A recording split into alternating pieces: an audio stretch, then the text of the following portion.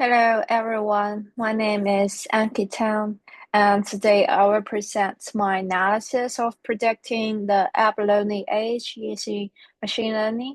So this project will focus on the replacing the traditional manual methods of estimating the abalone age, and which involves the slicing the shells and also counting the growth rings under a microscope. So by leveraging the machine learning, we aim to create an efficient, scalable, and automated solutions. So this video will cover three kinds of fields. The first one is for the key steps in data preprocessing and modeling, and the second is why the selected models are suitable for these tasks, and the third one is the insights from the results and their implications for the real-world applications.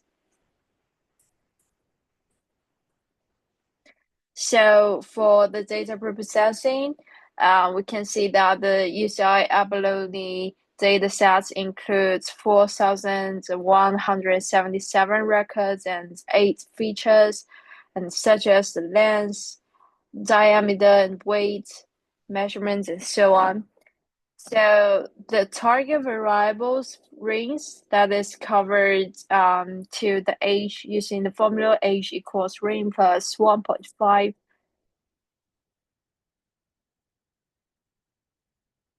So we gonna exploration and cleaning the data sets by using see the shapes of the values and also the unique values and also these machine values, and we see that there's no missing values or the duplicates. But however, we gonna see that there are some outliers in the target variables that were detected and removed using the Tukey rule. And the sex feature is also categorical and was encoded into the numerical values and using the label encoding.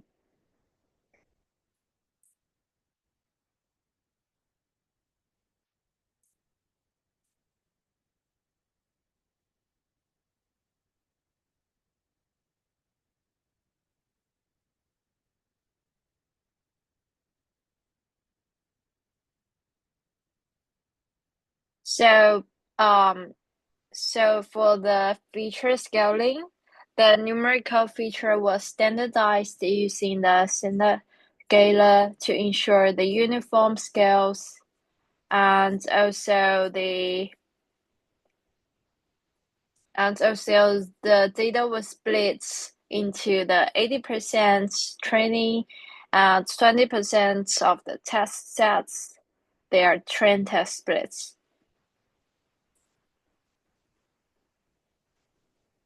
And to um, to predict the abalone age, we evaluated the multiple regression models ranging from linear to linear approaches. That we made a lot of the models like linear regression, ridge and lasso regression, and KNN, SVR, decision trees, and also the MLP. So we're gonna see that we compared the models using the following metrics, that is MSE, MAE, and R squared. We can see that the MSE that measures the average squared difference between the predictions and also the actual values. So lower value is better. And for the MAE, that reflects the average absolute difference. Lower values also better. But for the R squared score, that indicates the proportion of the variance explained by the model, so higher value is better. And we can see that linear regression got MSE for 5.1, MAE is 1.6, R square is 0.5, and lasso regression is the 9.4 in MSE, 2.3 in MAE, 0.14 in R squared. Ridge regression is 5.1 in MSE, 1.6 in MAE, R squared is 0.5. And in elastic net regression is also 6.7 MSE, 1.9 MAE, R squared is 0.4, and so on. So we can see from these diagrams and this matrix, we can see that the linear and ridge regression are performed similar with the lowest MSE and the highest R squared scores. And for the lesser regression, that's reduced the most coefficient to 0 and indicating the limited features relevance. And non-linear models like KNN, also SVR, that's performed moderately well, but have a higher computational cost. But for the decision tree and also MLP, that's are underperformance, possibly due to the overfittings or insufficient hyperparameter tuning. And for the featured importance and visualization, so we use the random forest regression that we identify the most important predictors for the abalone age. The first one is shell weight, the second one is jacket weight, and the third one is whole weight. So a feature important plot shows these three features contributed significantly to the predictions. And additionally, we plotted the actual versus predicted values for the best performance model.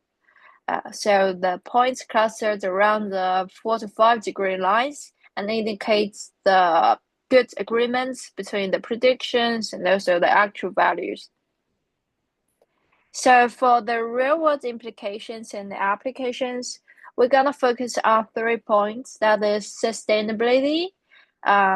So accurate age predictions ensure the abalones are harvested at the right maturity and supporting the sustainable fishing practices. And the second point is for the efficiency, because the automated solutions reduce the labor and time to compare to the manual methods. And the third one is for the scalability. This approach can be easily adapted to larger data sets in industrial settings. But for the challenges to the real world, we're gonna mention 2 points that are convincing the stakeholders to adopt the machine learning solutions. And the second one is we're gonna address the upfront costs of the implementation, such as technologies. So for the future work to do better, we're gonna exploring the advanced algorithms like XGBoost or LightGMB for improved accuracy, and we could also incorporating with the environmental data, like for example, water temperature to enhance the predictions. So, in conclusion, these projects demonstrate the values of machine learning in automating the age predictions for the abalone industry. And by replacing the manual processing, we can drive the efficiency, sustainability, and also the profitability. And thank you for watching.